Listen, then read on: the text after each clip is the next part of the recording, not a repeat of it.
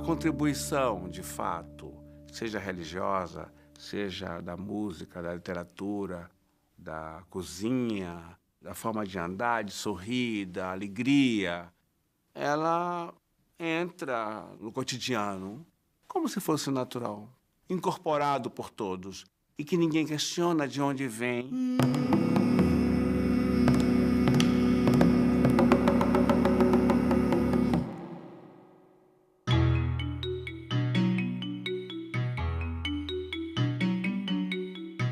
A exposição Negras Memórias, Memórias de Negros, já é, acho que, a quinta tentativa de trabalhar com o tema da memória e da contribuição do negro à cultura brasileira. Estou dizendo eu, portanto, Emanuel Araújo, artista, escultor, né?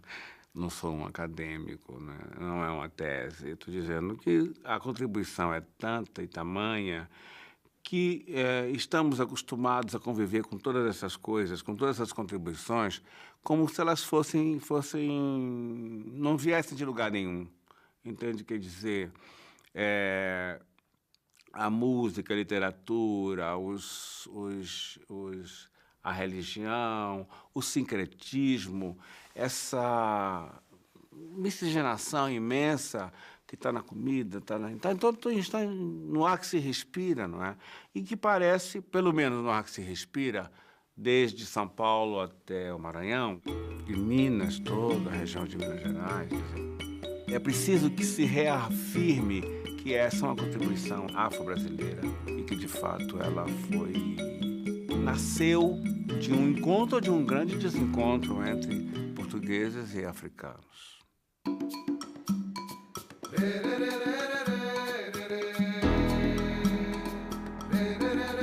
A questão do negro de corpo e alma, que era um contraponto entre o corpo e a alma. Quer dizer, o corpo é um símbolo que pode ser discutido, representado, avacalhado, achincalhado.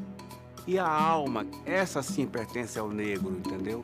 Então, essa alma é que ela é realmente grande e generosa, porque é ela que é a chave de todas as questões. A representação do corpo, não, ela fica à mercê do olhar sempre perverso de uma sociedade que discrimina, que achincalha, quer dizer, e que achincalha de uma maneira até sedutora, entende? A exposição tinha também um pouco essa questão da cumplicidade, aliás, essa é uma velha cumplicidade entre brancos e negros, né? Apesar das instituições perversas, e a escravidão é uma delas. O que é interessante é imaginar que um teto de uma igreja, de uma ordem religiosa branca, do século XVIII, de Minas de Ouro Preto, né? A igreja de São Francisco de Assis de Ouro Preto, pintada por Manuel da Costa Taide. A Madonna, Nossa Senhora Porciúncula, é uma negra, né? Quer dizer, e os anjinhos são todos seus filhos mulatos. Era a sua concubina, talvez, né? E ele, quer dizer, então é a audácia disso e a permissão disso, quer dizer, essa permissividade.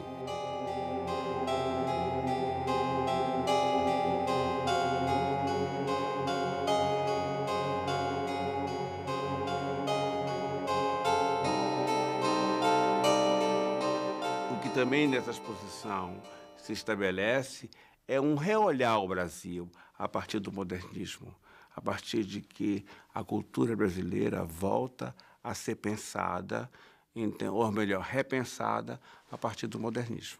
Foi feita uma grande viagem, né? Seja pela representação desde os tapetes do século XVII, da pintura holandesa, fosse através do imaginário do século XIX, da representação do negro na academia, da representação do negro na obra da Tarsila, por exemplo, ou de Portinari, ou de Passetti, desses artistas do modernismo, fosse do próprio artista negro se representando, fosse artistas brancos, mas comprometidos com a causa negra, como Caribé, como PRVG, como Mário Cravo.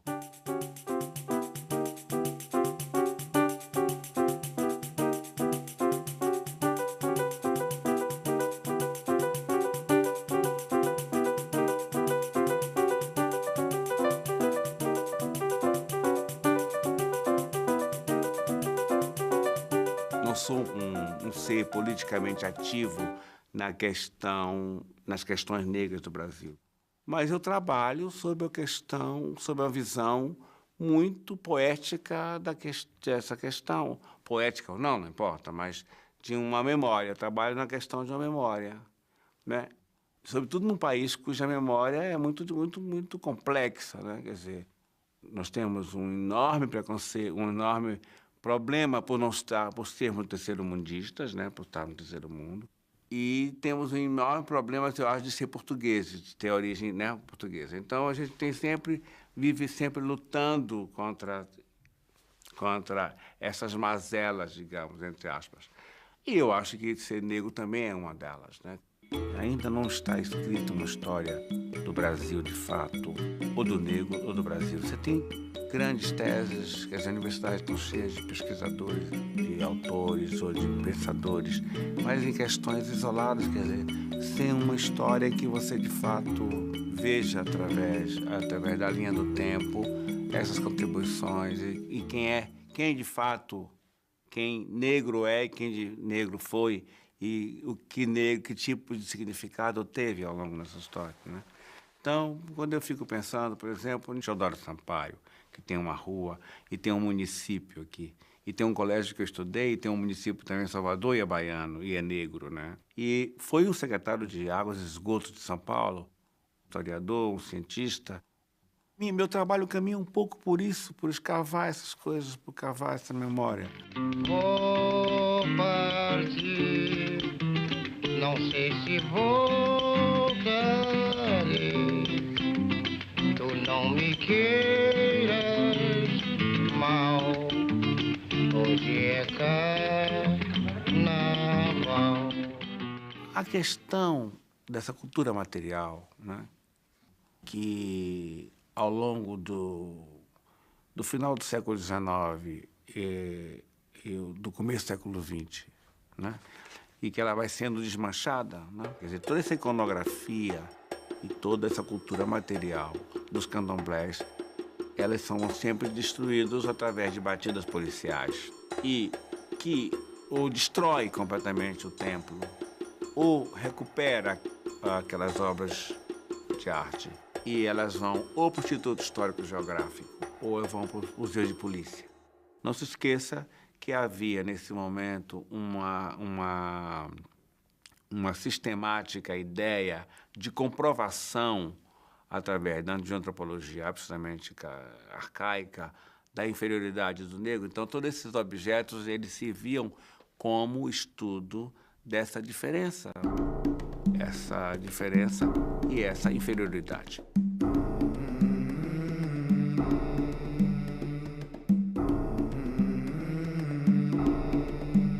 Essa memória é interessante porque pensar que, em 1904, Nina Rodrigues escreve um enorme artigo chamado As Belas Artes dos Colonos Pretos.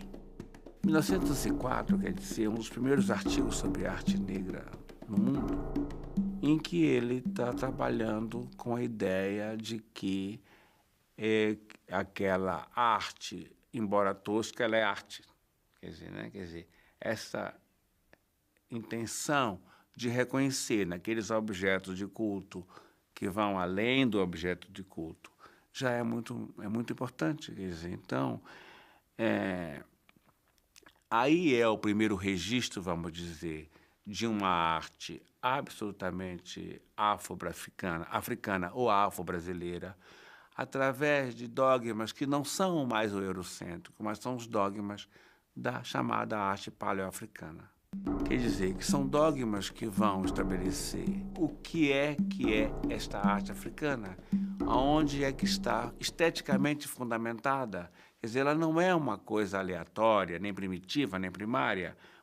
Ela é uma arte primal, no sentido de primeira, e com dogmas próprios que lhe estabelece e lhe impõe critérios criativos, portanto, estéticos, capazes de influenciar toda a arte europeia.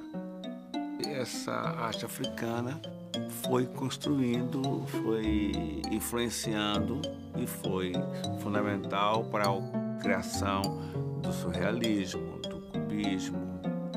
Picasso nega um pouco isso, mas Brancusi não pode negar. Quer dizer, de fato, mesmo Picasso, com Mademoiselle d'Avignon, quando ele põe aquelas máscaras, ele, num certo sentido, está propondo uma nova estética no mundo. E quando ele arma toda a questão que vem depois do cubismo, toda a sua articulação geométrica, também ela é africana. Essa grande melange, essa novo expressar do novo mundo de uma nova linguagem, mas que ela está ligada a um projeto de representação, não mais desse eixo greco-romano. Quer dizer, agora os estudiosos franceses estão estabelecendo que não é mais arte primitiva, e há uma junção do Museu do Homem com o Museu de Arte Africana e Oceania num grande museu de arte primal, ou seja, da arte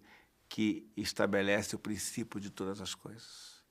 Então, essa é uma nova, quer dizer, essa questão da arte primitiva, da ancestralidade ou da arte étnica, já isso não se discute, já é uma outra questão.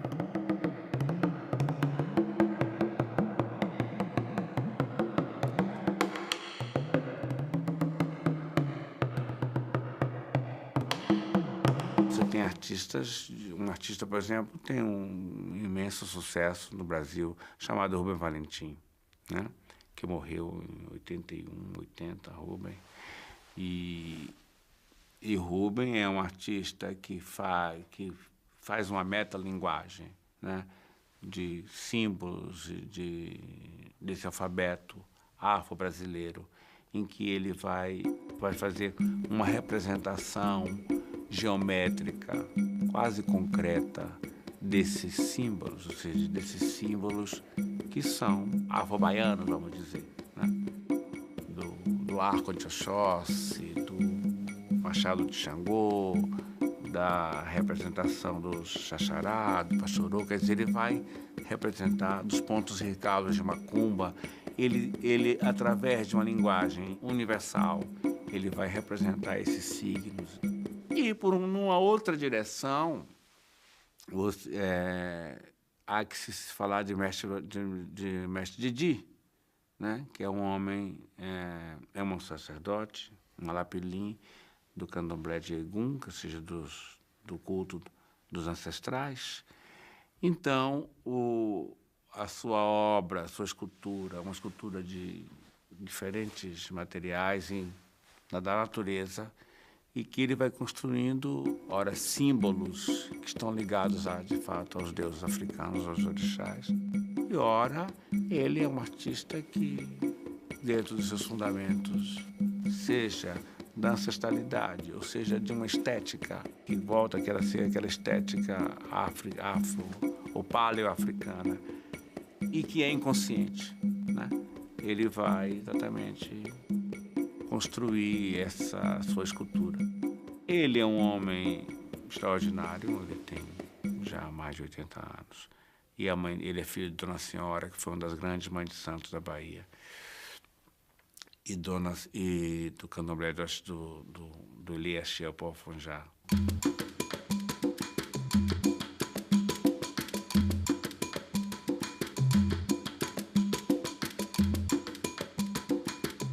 Tem uma forma de representação, e que essa representação é uma representação ancestral, quer dizer, eu não sei dizer como ela é transmitida, eu não sei dizer como é que isso se dá, mas o fato é que quando alguém está se iniciando nessas questões todas religiosas, isto é uma forma que se incorpora. Como é que isto acontece? Eu acho que acontece por uma questão muito, muito, muito, muito mais antiga do que a gente pode imaginar. Quer dizer, o fato do sujeito, alguém estava falando isso, de que um escravo, de um sujeito que se tornava escravo, passar por uma árvore do esquecimento, não quer dizer que ele, de fato, esquecesse a sua condição, né, de africano. né, da sua origem.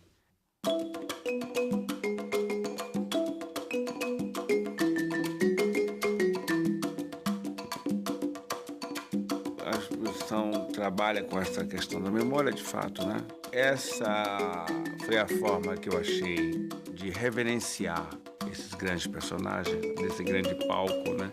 Que é a cultura afro-brasileira ou da cultura brasileira. E, portanto, as homenagens a todas aquelas personalidades, né? Que são tantas e que são nossas de todo dia, de Clementina de Jesus, de Cartola, de Pixinguinha, de Grande Otelo.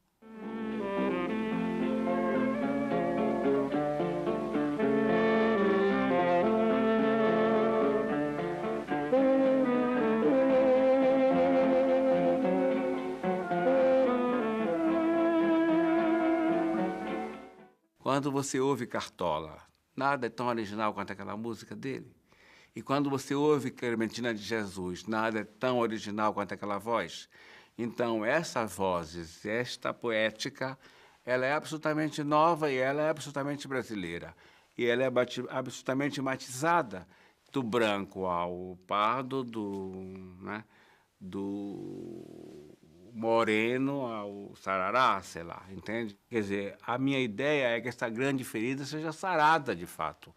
E a única forma de sarar uma ferida, eu acho que é conviver com ela, né? Conviver com ela de uma maneira eloquente. Atraca, atraca que vem nanã, yeah. Atraca, atraca que vem nanã, yeah. Atraca, atraca que vem nanã, yeah. Atraca, atraca que vem nanã, yeah.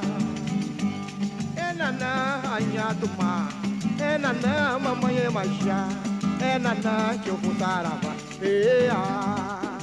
Assim como se pode ouvir um Cartola, e pode-se ouvir uma Clementina, e pode-se comer uma comida baiana, um vatapá, um acarajé, ou possa comer uma comida mineira, ou possa, sei lá o que, ou possa participar de uma festa de São Benedito, ou possa participar do Rei de Congo, ou possa participar do Bumba Meu Boi, ou possa participar do maracatu rural ou do maracatu, enfim. Todas essas formas que estão vivas e muito vivas, elas são, num certo sentido, elas têm origem na África, de fato, e elas têm origem nesses negros que aqui vieram, para aqui vieram trazidos e que, subterraneamente ou não, conseguiram incorporar e fazer desse país absolutamente original.